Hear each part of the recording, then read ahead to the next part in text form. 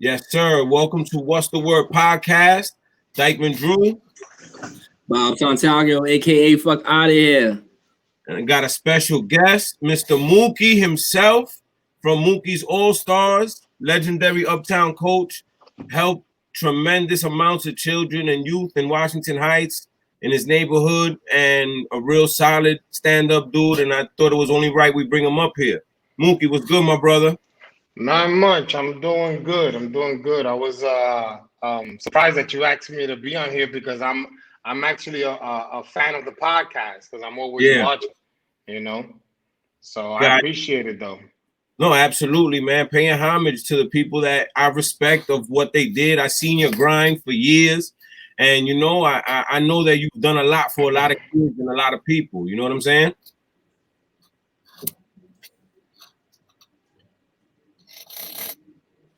I think he froze. Yeah, he froze. Wait, how you got out of here? Yeah, he froze. Yeah, it's probably maybe on my part because I'm in a community center and we don't have too much. Yeah, let me come outside. Got you. Okay, maybe that's a little better.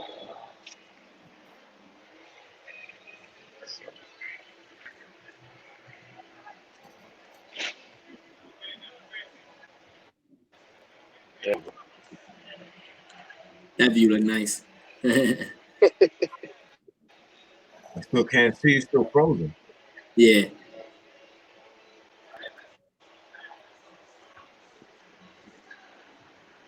How about now? You can't see me? Yeah, but yeah, I see the old picture. You just frozen. You can see us? Yeah, I can see you guys. Oh, but you guys are frozen. Got you. Let me see. Huh? There it is. Yeah. Yeah. Better? Yeah, this is better. I see you guys. How you doing? Better. So Mookie, tell me, when did you get your start in basketball? I started coaching in No. All around basketball. What brought you to the game of basketball? Well, okay. That's a good question. So when I was I wasn't born in Dominican Republic like everybody thinks. I was born in Puerto Rico. And my parents are both Dominican. So, the Dominican dream of the father is for the son to play baseball. So, I played Little League and I was doing really good in Little League. And then they switched me over to Junior Pony League. That was on 169th Street, 170th Street, that park right there on Audubon. Okay. And then, like once I turned like about maybe 12, 13, they said, "Oh, you can't play in the league anymore. You're too big. You need to go to the league down the block." So I went to the league right after Highbridge Park, after Highbridge Pool. And I went there and I must have stayed there like a month. And when you're in Little League, things are different because they're not throwing the ball at the same speed that they're doing in Junior Pony League. And so the kids are not that strong. So when I went to the Junior Pony League, I was like, the umpire was like, strike. I was like, yo, did he even throw the ball? I didn't even see him throw the ball. This guy was throwing fire to me. So I was like, nah. I told my dad. My dad was crushed. He was, so I told him, I don't want to play no more baseball. I said, I can't even see the ball. The guys are throwing too fast for me. Even though I had a lot of practice and whatnot, I couldn't catch up. So that's when I started going to the park to go play. I used to live on 169th Street between Audubon and Amsterdam. Okay. So I used to go to the park every day, on the weekends, and that's how I started knowing the game of basketball. My next door building neighbor was Emo. Yep. Because he lived on the first floor, so I would always pick up Emo and we would play. And that's why I was introduced to basketball. Okay. And when you got into the sport of basketball, how long did it take before you got into the competitive aspect, organized? The competitive aspect, I played for Dave Crenshaw, the Dreamers. He's still, as a matter of fact, he's still across the street from the 169th Street Park, from Peligro Yes, Park, sir. as they call it now. He still Yes, has a sir. program there for the youth. So Yeah, I started playing with him, and we used to go play. The only tournament that I used to go play down there that I used to put us in was in yeah, Carmine. I was all the way in West 4th Street. yep. And we used to play there, and I played with some of the older guys on those teams and whatnot. But I wasn't really too. I understood the game, but I wasn't really too good at it, to be honest with you. But I Got you. understood it well. I understood the game well. Got you. So, what made you want to get into the coaching aspect, and how long did you pursue the game as a player? The reason that I got into the coaching aspect was because uh, maybe like around 16 years old, I already had a job. I already had a little part-time job working Okay. at a community center in the after-school program, and they told me, "Hey, you want to help us run the gym?" And I was like, "Sure." Be in the gym at 16, Yeah. all the time. And then the person that was with me got sick and he never returned. So they kind of started leaving me by myself with the gym, and I made sure that everybody was coming in, signing in, not fighting and whatever. And with that, you know, all of those things started me with, okay, maybe later on I can put a team together, Okay. in tournaments and stuff like that. Something similar at that time was Riverside, Gauchos, or something to that aspect. Okay. Got you. So, when did you decide that you wanted to start coaching? I started coaching in 1996. I had a Okay. gym on 173rd Street at Peso 73, between Broadway and Fort Wash. Yep. And I started putting teams together there in the fall, because some of the guys that I had weren't known guys. They weren't Bobby Santiago, that was recruited by different schools at a young age. So I Yeah. took the guys that didn't make those teams, and I Okay. and I and I like that, because I like to work out with those kids, because some of the other programs in the city, like Gauchos, Riverside, I'm gonna put New Heights, better known as the Warriors before, they would Yep. only take the kids that had the skill set already. They Yeah. wasn't willing they wasn't willing to work with the kids that had no skill set, that couldn't make a layup. Let's say it's, the easiest part of the game is to make a layup. Got you. So Mook, let me ask you this, Mook. And I appreciate the comment, man. It comes a long way. I appreciate it. But let me sure. ask you this: what challenges did you face throughout your coaching years? You mentioned you were in the Riverside, you were in the Gaucho. So off the back, you got to understand you got the teaching where you got to teach a lot. You're not getting these kids that go to Riverside where they talented and stuff Right. like that. What kind of challenges you went through your coaching years?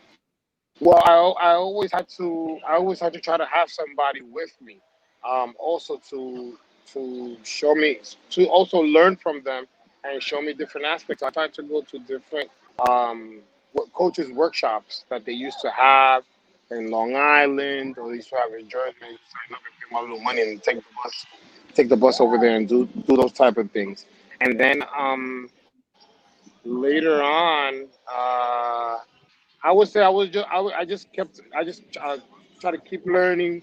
Read some of the books, because they had a lot of books on basketball. So I read, coming familiar with some of the plays and those things. And then the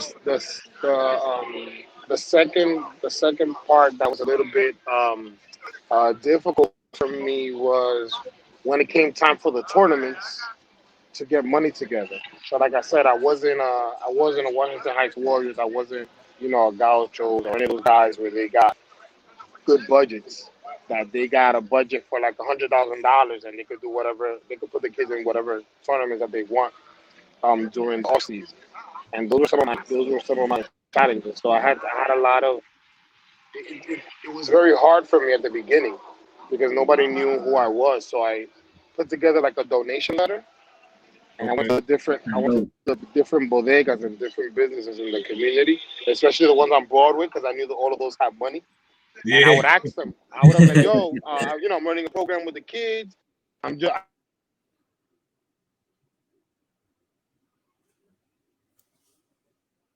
You guys hear me?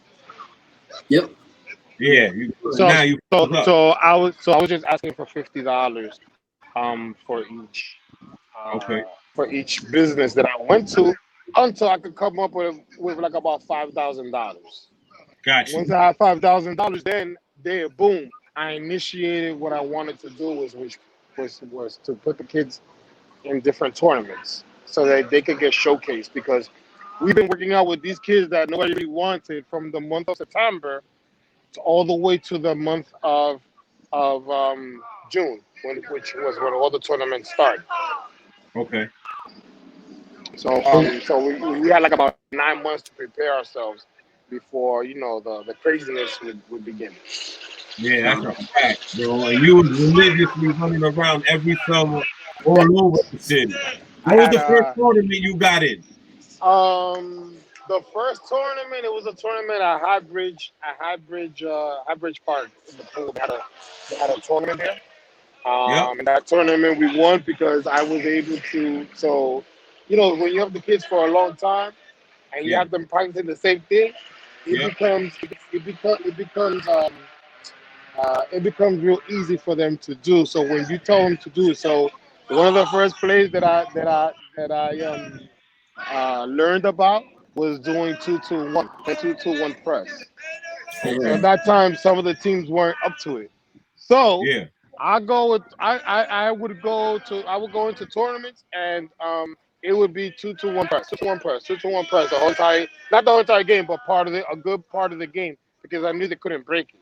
Yeah. And when they did break it, when I saw that they break it once or twice, I changed the scheme, and that's how we did to win most of our games because most of our games would come off of steals, off of 2-2-1. Got you.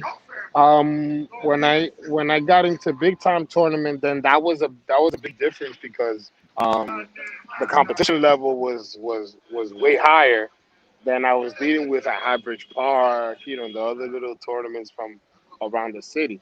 So when I got to Dykeman Park, that I finally, I was hounding Kenny. Hmm. Kenny, I think at that time was working. This was 2000. Okay. May of 2000. I think Kenny was still working. I think it was UPS or FedEx, one of the two. FedEx. FedEx. Yes, and I saw Yeah. him, and I remember I saw him at the pizzeria at Johnny's, and I was Yep. like, "Oh, my name is Edwin Dos Santos. I have Mookie's also. I have a team, and I want to get down. What do I have to do?" And then he kept me playing along for like a week or two, and I would wait or see him in different places. I get out my car, my van, and I go run like, Kenny, can I get a chance? I have my money together. Boom, boom, boom, and then he said, "Oh, what type of team do you have? I have a good team." But in my mind, I thought I had a good team because we were beating all these other little teams. But I Yep. didn't know the competition level was so high at Dykeman. And I was like, after the first 2 or 3 games, I'm like, what did I get myself into? But it was good. It was good because then I got myself more familiar with other people and the game, and then I had something else to work out with the kids for the next summer.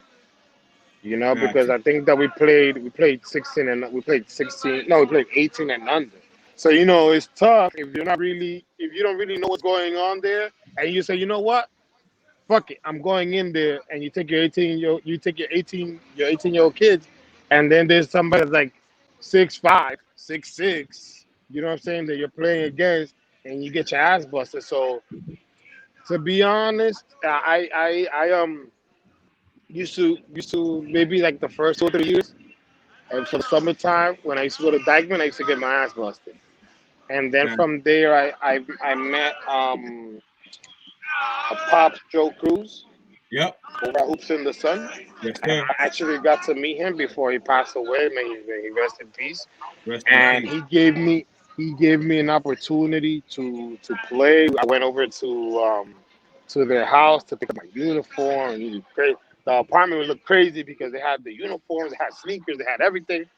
And then at that time, I already knew Mike, Mike Nice. So Yep. Mike was always like my assistant, but now he's not my assistant. He's my equal.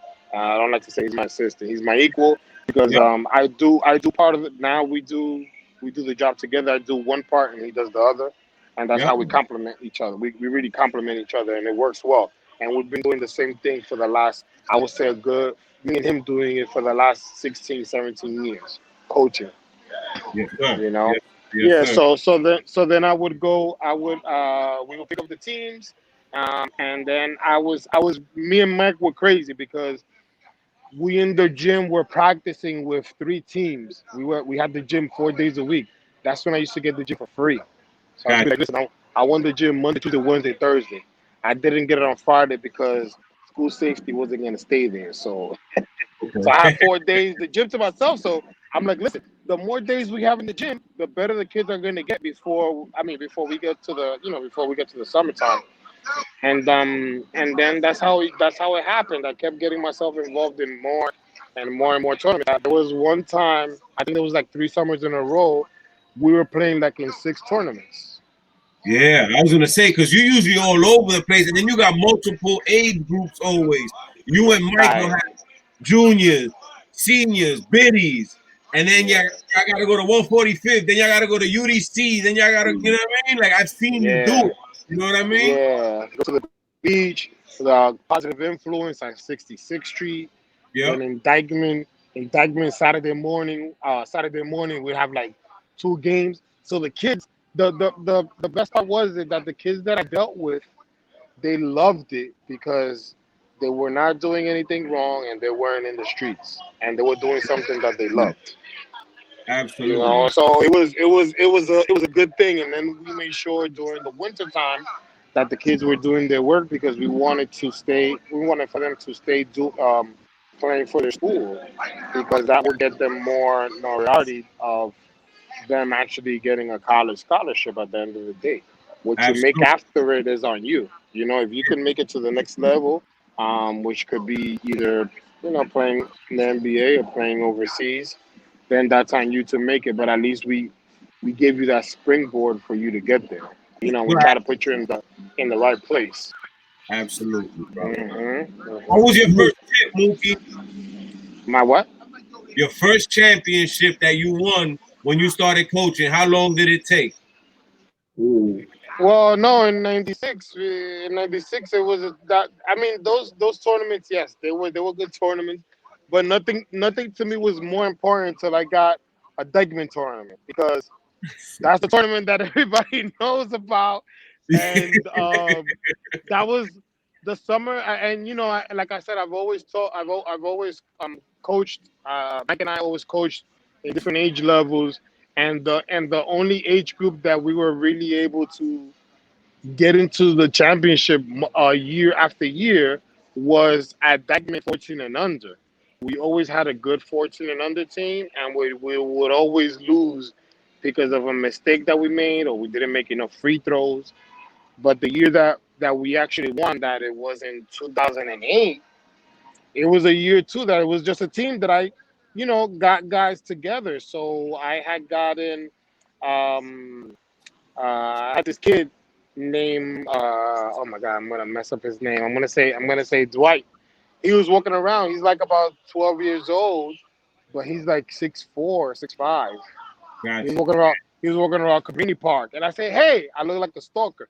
I said, "Hey, you. How old are you?" He said 12. He's lanky, and I was Yeah. like, "Oh man." I said, "Listen, you need to come. Here's my car. Come to the gym on a Monday so you can learn how to play basketball." And within 9 months, he progressed a little bit. He wasn't good. He Yeah. progressed a little bit, because those kids are a challenge because they don't have any control of their bodies at that age. And Yes. they're lanky kids. Yep. And now that same kid is 6'11". You know what I mean? Wow. So he It's grew up to be crazy. a big kid. Yeah, he grew up to be a big kid. But then that year, so we won that summer with that little team that some of them really didn't know how to play that well. We must Yeah. have won like about 3 or 4 tournaments, and then Kenny reached out to us and that summer was like, "Yo, you guys just won Dykeman and bro, we had lost all the games in Dykeman that summer, 14 and under. But there's a rule with 14 and under that they let you play. Everybody makes the playoffs. Everybody That was makes the playoffs. Yeah. that was the rule back then. And Yep. then one by one, one by one, we started to beat all the teams in the playoffs. And me and And Mike dope. was like, "Yo, where were you guys a couple of weeks ago where we needed the wins?" You know, Yeah, and then all of a sudden, you know, I've always had small point guards. yeah, I don't really care for tall point guards. Tall point guards are sometimes I'm not gonna say all the time. Sometimes a little bit lazy, you know. So I'd rather have a small guard because you know they always tell the small kids that they can't play no basketball because they're not tall. yeah, But those two guards are the most important kids you have on your team because they have a chip on their shoulder yeah. and they want to show you that they can play as as well as a player that's about 6'5", 6'6". So I always, when I go to any tournament in the city or anywhere, I carry two small guards, and those two guards are the ones that always win the game because they like to harass people, like harassing guards. That's how I like to play basketball. Let's get to it Yeah. right away. Bum, bum, bum, Uh, double up, let's go. Oh shit, layup. We're coming right back, and we do the same exact thing. You know, and then I have two guys maybe sitting on the bench about ready to go do the same thing. You know, that would be part of my bench. Two little guys too, just in case the other ones got tired and whatnot. Mookie, let me And ask you something. yeah, now, When you finally hit the national level, because I remember a year that we merged and we did Rumble in the Bronx, but you have been doing Rumble in the Bronx and yourself. yeah. So When so so so Rumble in the Bronx was a big step for us as a small program because absolutely, I still had no money. You know what I'm yeah, saying? I still wasn't getting any type of sponsoring like that. I think one time a good friend of mine, he worked at AIG and he sponsored us. He's like, "Here, Mook, I don't want you to," because he seen me at the store. He seen me from store to store, and then he asked me one day, "Yo, what were you doing?" I was like, "Nah, I'm here with my papers in my yellow Manila envelope, giving people my paper, asking for $50." He yeah, goes, "My brother, you don't gotta ask nobody else for $50. Don't worry about it. I got you." He goes, "How much is all the tournament for the summer?" I said, $5 grand. He said, "Hold on a second." He came back the next day, $5 grand in hand, and that was truly one of the easiest summers that I had because I didn't have the headache of like, oh shit, I'm gonna take part of my paycheck and not pay something from the house to put the kids in the tournament because the kids, to me, basketball is everything, especially in the summertime because it's a very important time for kids to showcase their talent because everybody's watching. absolutely. So, what was that So, experience like for so, you getting into that national level? so when we the first year before that, 2008, maybe like 2006, we got in. I was Yep, able to get in, and we did 18 and under, and we okay, had a pretty good team. But the teams from the other states, they were really good. So there was one game that we had at Fordham University because at that time the games were in different colleges, Fordham yep. University, Manhattan College, and whatnot. So one of the first games that we had, we played against Team Nike Baltimore, and guess who's on that team? Who that? My neighborhood friend Adris. And that was a nightmare because Adri was the smallest guy on the team, and everybody else, no lie, shooting guard, all the way from the shooting guard to the center, um, they were like about maybe 6'8", 6'9". My guys shit. weren't that tall. Yeah, So, and then Drew, or Bobby, you know how when you go into those AAU tournaments and they go into the tournament and they have like the squad, you know, they have a squad, and the squad is only 6 players. yeah, Yeah, That's yeah. that to us is completely disrespectful. How you gonna come to a national tournament with 6 players? Like, 6 plays who in the way. you guys think you are? Like, you got 6 Michael Jordans on the team, and you know Yeah, you automatically gonna win it. So yeah, when I see that, I'm like, oh shit, we're in trouble. We weren't trouble. We were Yeah, literally in yeah. trouble. We were literally in trouble.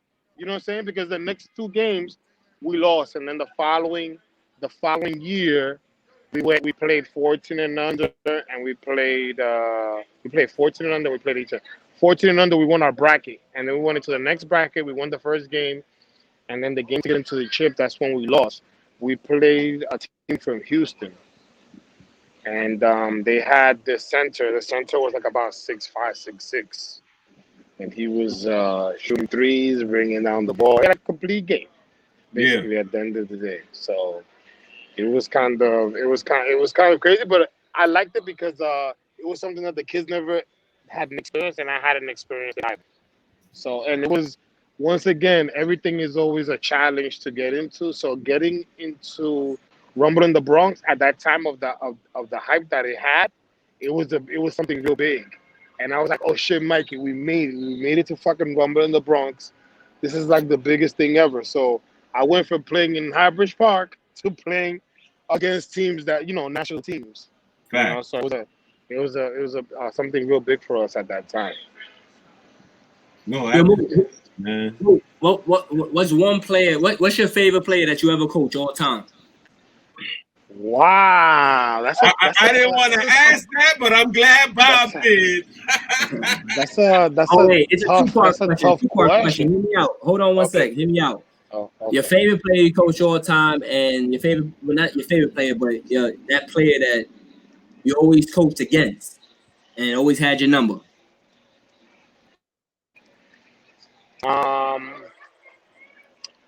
Okay. Let me answer that last question first. The player that always had our number, that we must have played him like 10 times in 10 different tournaments, and mostly right, like you just always played that one guy.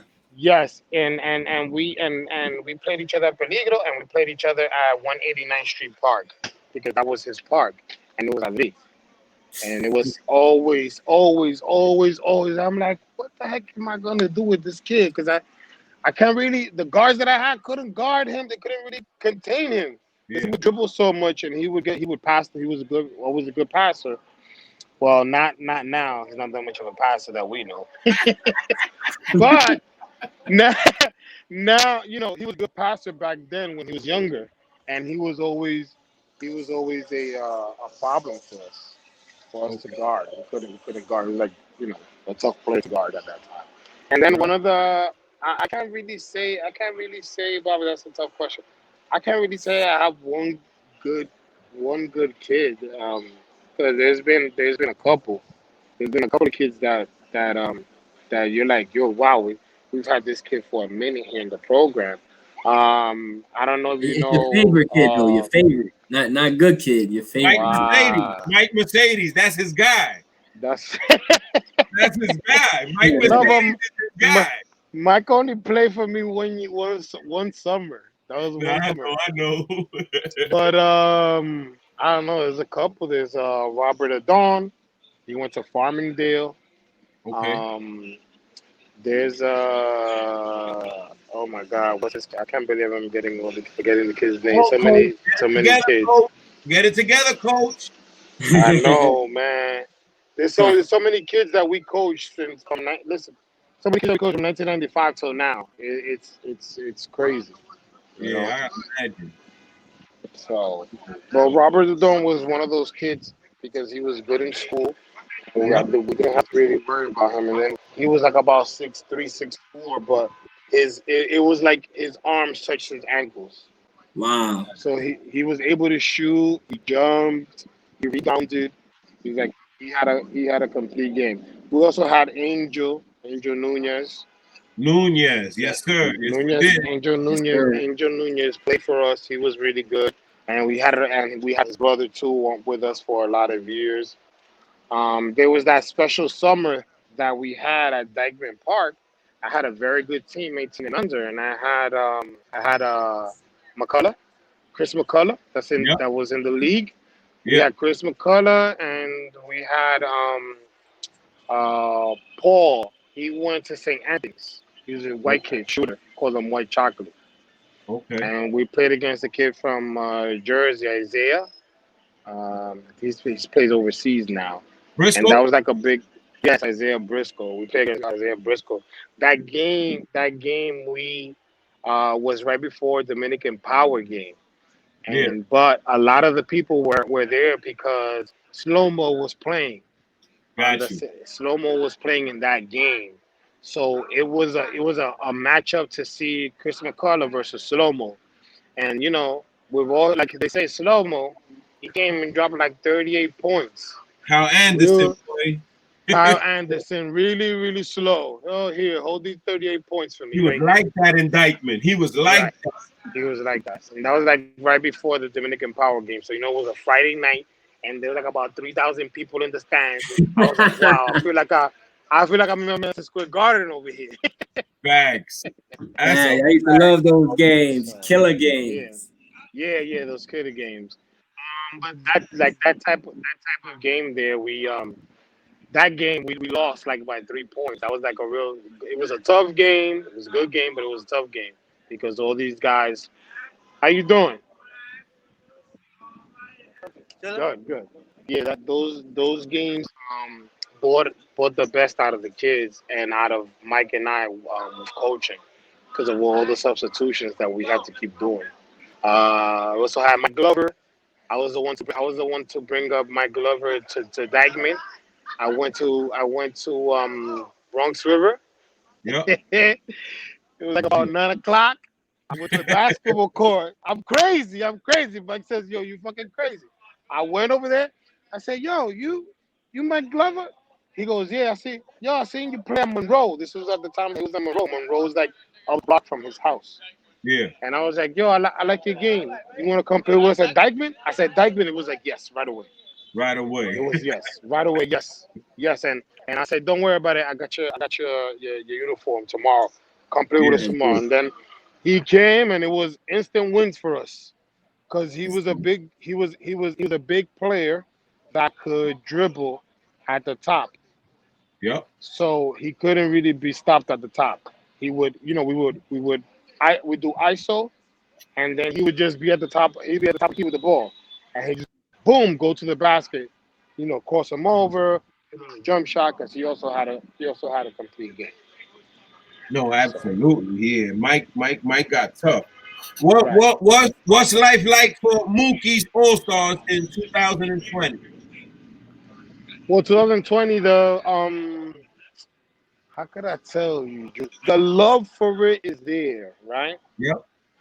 But things are not the same when you're 20, and now to date myself, I'm 45. Facts. The energy levels So are different. I can't say, yo, Drew, I'm gonna be in 6 tournaments this summer like I was that Yeah. summer at that time 20 years ago. And Yep. I wasn't thinking about things. I just do it. Get Yeah. my little money together and put the kids in the tournament. Absolutely. It's not we don't have a gym like we used to. Okay. So that's what I'm working on now that I had before COVID. A week Yeah. before COVID, they told me yes for a gym. I was gonna get it Monday through Thursday, just like the old schedule, for 2 hours, which is perfect. Yep. And then COVID happened, and then they told us now that we're not gonna be able to use the gym until January, which is not bad. I'm not having my head down on that because it still gives us a good 4 or 5 months before the summertime comes Yeah. to get us ready. But it's definitely not the same. So there's a lot of things that go into putting these kids into the tournament. Talking with all these different people, and then they have rules and all that other stuff. But it's something that I can definitely get into. But as you get older, you have more. You have other things that take over the passion for something that you love. Ab- Because the basketball, I did it for free. Yep. Later on in life was when I learned how to get paid for it. And like everybody, yeah, my brother, because you giving it's like you giving all this free knowledge. You're like, yo, this coach is getting paid, and then this other coach is getting paid. Why can I get it? Why can I get paid? I'm giving out some knowledge too, and I'm winning, and you know that I win. So Yeah. I was like, you know what? I'm gonna find a way to make some money out of this too. You know what I'm saying? Yep. But besides that, this is something that if I ever were to win the lottery, I would just stay coaching somewhere, and I wouldn't. That's what I would just do, because that's what I Yeah. love. That's my passion. You know, I like to. That's what I like. You know, I like to help kids. I like to help the people in the community. You know, stay out of trouble.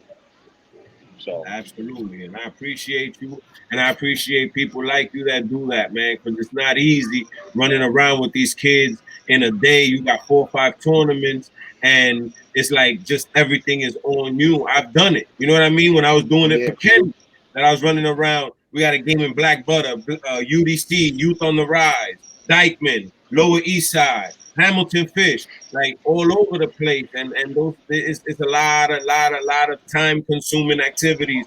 You don't get summers to yourself. no, not at all. No summers. Oh, Bobby, I'm gonna go back to that question that you asked me about the players. Because now I thought about one more player besides Aris that had our number. I'm gonna tell you. I'm gonna tell you who it is, and I'm gonna tell you a story about what he did to us. So it's Edgar Sosa, Mm. Mr. Edgar Sosa, Mr. Dykeman basketball. So Edgar Sosa, you know, every single summer he killed us. 14 and under, 16 and under, 18 and under. It didn't matter. He killed us every single Yeah. time. So there was one time 14 and under. Um, we must have been up like 20 points. We're playing against the Dykeman team. I forgot who was Okay. coaching. I don't know if it was Isaiah or Kenny. So then they said it was halftime. We were up like 25. I was like, all right, we're gonna get a W right here because they don't really got nobody. So then Kenny does what he shouldn't have done, and he calls Edgar Sosa. He said, "Get your ass down here. Mookie's beating us by 25." Ah, Yo, man. here comes the Cape Crusader Superman to come save Dykeman basketball. You know what he did to us? If I'm gonna tell you how many points he scored in two little quarters in 16 minutes, 45 points. What age was this? Completely, 45 What age? points he scored. But what This age was group was this? 16 and under. 45 in 16 He minutes. just came in 16 minutes, but it was you know at Dykeman Park, Ali and Sosa do the same exact thing every single time. When they shoot free throws, they use that backboard. That backboard. That backboard was a killer because every time my guys would foul, that would be an automatic two. Because it That's a pop, fact. pop, pop, pop, pop, pop. That would be the game off the backboard. And that with that they just killed us. And then threes and fouled and threes and ones and stuff like that. And that's how they did it. Oh, I was so frustrated in that game.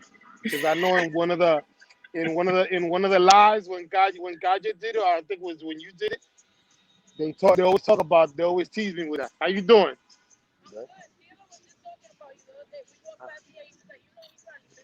Yeah. Yeah. All right. So yeah, so those are the games that I really like. Oh man, every time they bring it up, they do it because they know that I don't mean I gotta get upset about it, but it's a memory of it's a memory that stays in my mind all the time. Like, I Yeah, got this little kid come over here and then he come and beat us up like that. We were embarrassed. I told the guys, I said we should all be embarrassed of each other. I'm gonna let this guy come in the third quarter of the game and come and beat us like that. We're babies, and that's what basically he did to us. He destroyed us in 16 minutes. it So be yeah, like that sometimes when it'd you be get like that. these Yeah, beats, man. You already know. he definitely had our number. He was definitely another person that had our number all the time. Hey Mookie, I appreciate you, bro. I don't want to hold you up too much, but I felt that your story needed to be told because I admire what you do and who you are, and you've always been the same. You know what I mean? And I know what you've done over the years for all the children that you've helped. It comes full circle, bro, and you deserve it. And you deserve all the blessings you and your family get. Thank you. I appreciate it. And I'm gonna keep doing the same thing I'm doing, helping other people in the community. Absolutely, my brother. And again, I appreciate you for taking the time to do this out of your busy work schedule. Thank you, my brother. Okay, no problem. I'll see you, Bobby. You Thanks, already Mook. know. All right. Yeah, Mookie's a cool dude, bro. Mookie been grinding for years, man. For years he been putting on, yo.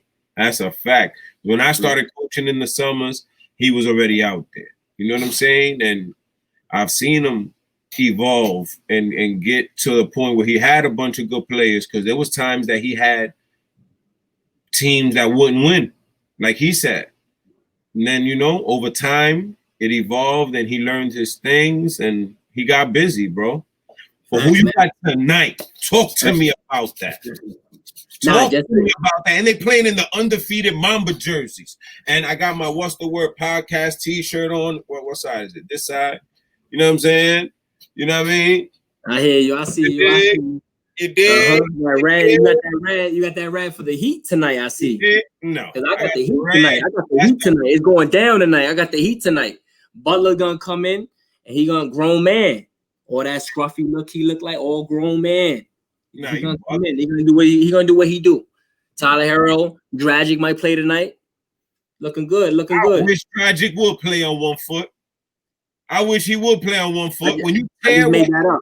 I just made that up. My bad. Oh, when you tear what he tore, you do not come back to play basketball in a week, bro. You be hopping on one foot. Yeah, I think it's over. I think LeBron wants to get out the bubble already so he could whoop Bronny for that video he put up blowing it down. get that Kobe that Kobe Bryant championship. R.I.P. to the Mamba. You know, it's only right. So let me ask you a question. The Mamba jerseys, they wear their own number, right? It's not the 8 and the 20. They put out the first one they put out was an 8 and a 24 in the back.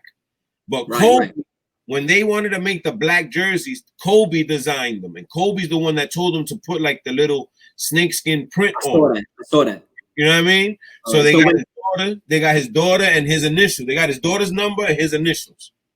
And then. Like LeBron's jersey is gonna have his own number though in the back, right? Yeah. James and all. Yeah, it's just is everybody gonna wear Kobe's number? That ain't gonna make sense. They did that though.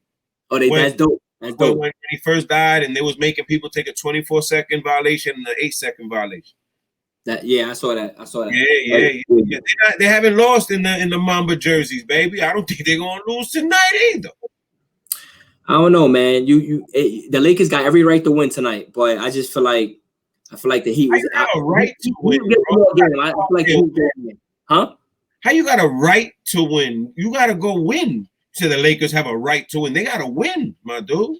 No, I mean like everything's like leaning towards them to win, like their favorite. You know what I mean? They have every right to win right now. Like everything's in there, and the ball's in their court. You know what I mean? They up 3-1, no pressure. But what I'm trying to say is that I just feel like the Heat have one more game in them, and that's gonna be a surprise tonight. I hope that game is in 2K because I want to see them winning that Mamba jersey, undefeated through the playoffs in the Mamba jersey. I think it's only right that they win in the Mamba jersey, and that when they host that trophy tonight, they'll be in the Mamba jersey, bro. In the Mamba jersey. Remember, I said that they winning tonight. It's over. That's a dope story. Hopefully, man. Over tonight. They can get out the bubble and go do what they gonna do in Miami. Go take that 2-hour drive, bro. You already know I'm a Kobe fan too. That's my man right there. But Kobe's not playing.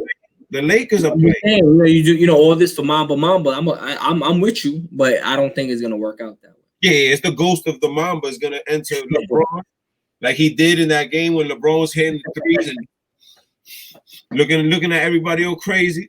They not losing in them Mamba jerseys, bro. They are not losing in them Mamba jerseys. That's a fact. But I'm gonna let you hold that because you think the Heat are gonna win. So I mean, it is what it is. You go with your Heat, boys. My Lakers are bringing it home tonight. Believe that. I don't know. Yo, we got some good guests coming up, bro. We got to get on that, man. We got to start playing and get these people up here, bro. Facts, man. Content is important. Definitely, man. Definitely. I'm working on it though. I got some ones down. Almost there. I keep saying that, but I'm working on it, man. Yeah, we got to get that. We got to produce, man. Yo, Babo, let's sign off because I got things to do and people to see. Yo, I appreciate y'all for tuning into the What's the Word podcast. Your boy Dykeman Drew. Bobby Santiago, a.k.a. Fuck Outta Here. And you already know, man, tune in or you losing. I don't want to be you. I just want to be Drew. Holla at your boy.